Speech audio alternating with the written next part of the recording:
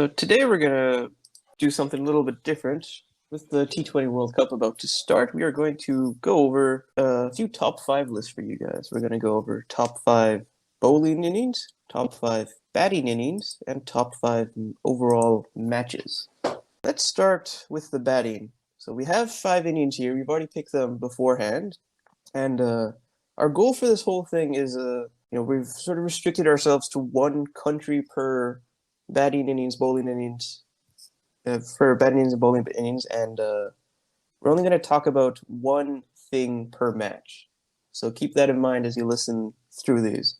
So before we get to our list, how about we go through some honorable mentions first? So LBK, what are your honorable mentions for batting innings? My honorable mention for the batting innings, I have two of them. One is Virat Kohli's 82 of 51 against Australia at Mohali 2016 World Cup, and the other one is Rohit Sharma's 50 of 39 against South Africa in 2007, which was also his debut innings. Yeah, those are some solid picks that I'm sure we'll hear a lot about. What about you, Ghostly? For me personally, one that comes to mind, while it wasn't flashy or particularly good, it was rather historical. It was when Ahmed Shahzad scored a century against Bangladesh. I believe that was the 2014 T20 World Cup. And it was indeed. It was the first T20 international century by a Pakistani, and it was the first, and it was the only until I believe like last year when both Babar and Rizwan also achieved the feat. But yeah, just one that stood out to me because for a long time, no Pakistani had done it, and for a long time after, no Pakistani had done it. Again, it wasn't a particularly amazing knock, but it's there. Yeah, it was a source It was of great, really good pick. It was a source of great national shame that Ahmed Shahzad had the only T20 century for 7 years. When last year, I think it was Rizwan against South Africa or somebody, I forget who, when he scored his entry, I was less excited that he scored his entry as I was excited that Ahmed Shahzad is no longer the only centurion from Pakistan, because it had been like what 8 years, 9 years. Yeah. Yep, 7 years. So one honorable mention from me is Chris Gale in Chris Gale's century versus England in the 2016 T20 World Cup in the opening game of the second round. And I really like this innings because it was sort of that period where Gale was almost scoring a century every other week in some T20 league across the world. And then he comes to the World Cup. As West Indies do. They haven't really played together much over the past 2 years. They all come together, and Gale just scores a pretty casual century against one of the favorites, and sort of stamps West Indies' authority over that tournament as they do go on to win that. So, and if I could add one more honorable mention, it wasn't a big knock in terms of numbers, but as we all know, what Carlos Brathwaite did against England in 2016, that was just a historical achievement. The knock itself was, of course, rather short, but for what it was, I think it's worth a mention. Yeah, 4 sixes and 4 balls right at the very end. That's quite incredible, and I'm sure we'll talk about it a bit more later. I mean, no one expected that, and we will get to that a little bit more later. So let's start with the batting list. At number 5, we have Stephen Myberg, 63 off 19 versus Ireland in 2014. So what are your guys' memories of that? I think my memory of this innings is that it has a particular emotion attached with it, and that is shock, because Ireland had scored 194 of the 20 overs, and Netherlands needed to score that in 15 overs to qualify, and they did it in 14. So that was pretty shocking for me. Yeah, this was the final game of the first round in 2014, Ireland versus the Netherlands. And for the Netherlands to overtake Ireland and Zimbabwe on that run rate, they needed to chase down Ireland's 193 in 14.4 overs, I believe. And they did it in 14.2.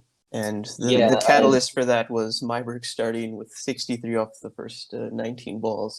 He reached 50 off, I believe, 16 deliveries, which was one of the fastest in T20 internationals at the time. Yeah, this is just one of those situations where the requirement to qualify is there, but it seems rather. Yeah, so that inning stands out to me personally because it's one of those situations where the path to qualification is established, but it's a path which is so difficult and filled with so much doubt that no one really believes that it could be done. We all thought that they were gonna attempt it, and they started smashing. And I thought that that kind of cricket isn't really sustainable for the full 13 or 14 overs, and they're gonna start getting out eventually. But no, they went all the way. It was just everything going well for them on the day, and it ended in a fantastic achievement. So moving on to number 4, we have Joe Root's 83 off 44 versus South Africa in the group stages of 2016. And again, the same thing that was attached to Myberg's innings, the shock value, because when the chase started for England, mostly Alex Hales and Joe Root batted really well. Beg your pardon, Alex Hales and Jason Roy batted really well, and the power play went for 84. And by that point, it was looking like this would be an exciting chase, but no one would have expected Joe Root to be the one who carried the chase, and it was kind of shocking and exciting at the same time because it was one of the best innings in a chase and just one of the best chases in general. Yeah, and adding to that, we know Joe Root as a great test player, as a great ODI player, but to see him smash 83 off 44 in a T20, let alone in the T20 World Cup, it was just a great entertainment value.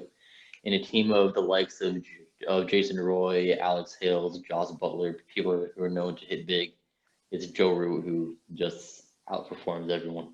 Yeah, so like we talked about earlier, England was one of the favorites going into 2016, but then they lose their opening game with the West Indies. So this was an important comeback statement for them to reassert their status as one of the tournament favorites. And when South Africa made 200 and so South Africa made over 200, that sort of looked to be a little bit in doubt, but Root really launched that chase. And, especially like you guys said with Jason Roy, Alex Hales, Joss Butler in that innings, for Joe Root to be the star of that chase, that was certainly something unexpected. And another great thing about that innings was that Root's not the most unconventional batter, and he did this innings by still playing pretty conventional shots. I remember a few scoops, but those weren't too crazy. Most of it was just playing proper cricket, as some would say, and it showed that a classical batter like Root does still have a place in T20 cricket, and I think it is quite a shame that he's not really in the T20 setup anymore. So moving on to number 3, we have my least favorite innings of the 5 we have picked here. It's Matthew Wade's 41 off 17 in the semifinal versus Pakistan in 2021. This is probably my least favorite innings of all time, to be honest. That was painful. For me, it is kind of mid, not the most favorite, but also not the least favorite. Actually, the innings itself is kind of something that took off at the end. I mean, his last 7 balls had 4 sixes, if I remember correctly. So most of those runs came in those 7 balls.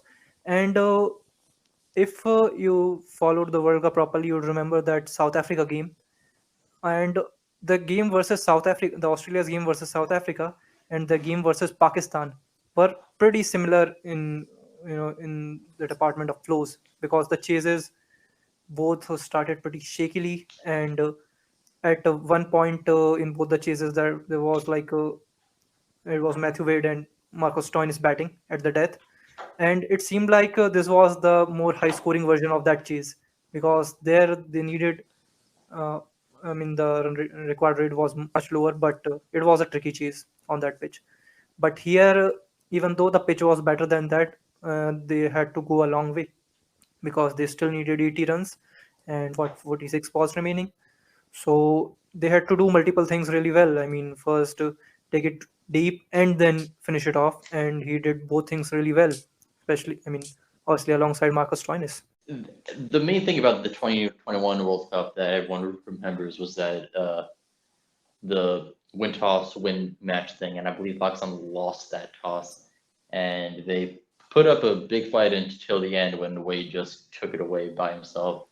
But yeah, and they went on to win the World Cup, so you could say that that inning is what won them the World Cup, because that semifinal was a way closer match than that final was. So yeah, it was one of the greatest knocks in T20 World Cup history, easily.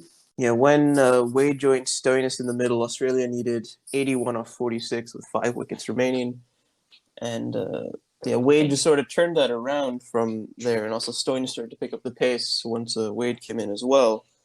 And yeah, it's just like that match. Like Pakistan had just a real positive vibe about them all tournament. And they do go the first group stage unbeaten. And, Australia had their struggles and like they got bailed out a little against South Africa, and they do lose to England, and they have some struggles against some of the other teams as well. And yeah, Pakistan have them on the ropes pretty much the entire innings, only for it to just sort of fall apart in those last 8 overs.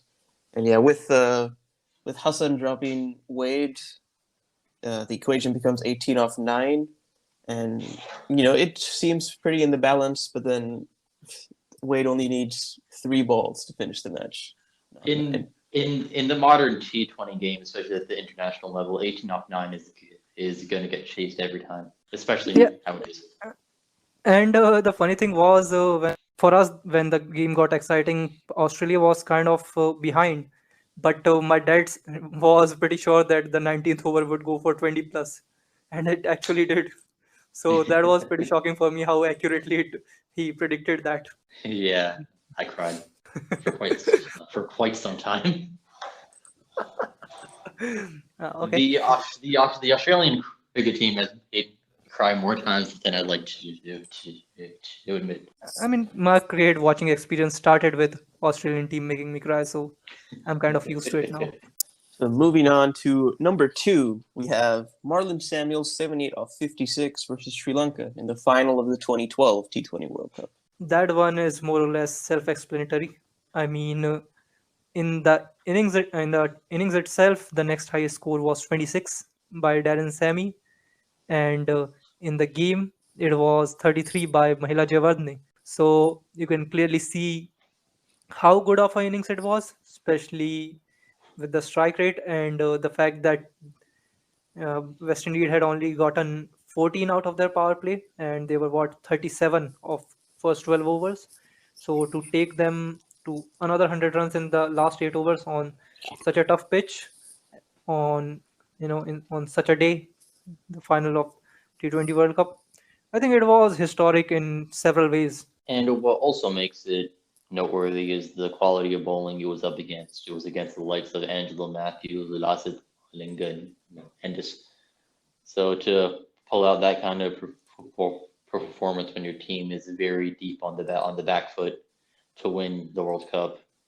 Yeah, it's self-explanatory why it's so high on this list. Yeah, it was an extraordinary innings because against the final, it was a very difficult pitch, and it's up against Sri Lanka at home in a tournament they're heavy favorites for. And yeah, just to the way the crowd gets silenced, not so much by Samuels' innings, the more comes later when Sri Lanka bat and face the difficult pitch themselves. But yeah, Samuels played such a pivotal role in what was quite the upset. And yeah, Sri Lanka's final curse carried on for another 2 years after this. And of all the finals they lost, I would reckon that this one might be the one that hurt the most just because it came at home.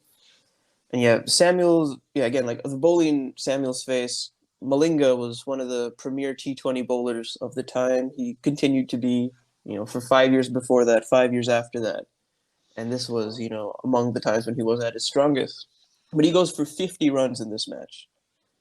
In an innings where the West Indies only make 130, Malinga goes for 50, and that is largely because of the absolute punishment Samuels gives him at the end. And Samuels does win Player of the Final for this innings, and he again wins it in 2016, as we'll discuss later. And now there are only 2 players ever to win Player of the Final in 2 different men's ICC events. One of them is Shane Watson, and one of them is Marlon Samuels. That is crazy. That's the power of Sextillion's 7th power, to be honest with you. That is the worst name I've ever heard in my life. It is indeed. So that brings us to number 1. Yuvraj Singh, 70 off 30 versus Australia, 2007. What can we say about that innings that hasn't been said? I mean, it has like 15 contexts attached to it already. Like, to begin with, Australia hadn't lost a World Cup knockout in 12 years. Their bowling was so strong. They had not lost to India in 3.5 years. And their last defeat against India was in January 2004. They had only lost to Zimbabwe in that World Cup, which was kind of a shock, but we'll get to it. And they had been running over teams one after another after that defeat against Zimbabwe.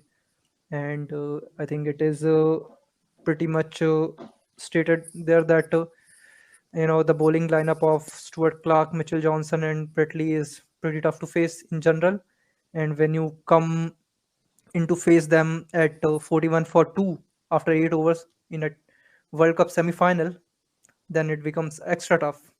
So I guess there's a lot that was attached to that innings, and we also remember that he was coming off an injury.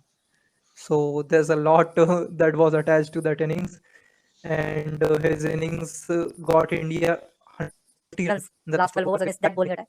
So it was crazy in all sorts of ways, I guess. Yeah, this World Cup was before my time. I started watching cricket in 2009, I believe, after that edition of the T20 World Cup. So I didn't see this one live. I would see highlights a few years later. And yeah, it just shows what a dominant player Yuvraj Singh was. And this Indian team as a whole is just ridiculous with this Sehwag, Singh, Dhoni, Sharma. That's some insane batting power. And he showed us 70 off 30, as LBK said, against the likes of Binga and Johnson. That's just an incredible feat. Yeah, this was the second semi-final of the 2007 World Cup. Australia came into this tournament as favorites because they were Australia in the mid 2000s. You couldn't really do much else. They had destroyed the ODI World Cup earlier in the year, and it was expected for them to do the same here. So losing that opening game to Zimbabwe was quite unexpected, but they returned to form after that. And yeah, this is just Yuvraj's 70 off 30 here is the innings that puts them completely on the back foot for the rest of the game. And yeah, he just dominates them in a way that few batters dominated Australia in those days. And it is full credit to Australia that they almost came back from that. But as we'll talk about a little bit later, there are some bowling performances that peg them back and keep them 15 runs short of India. And it sees India through to the final against Pakistan, which we might also talk about later. Hint, hint, wink, wink.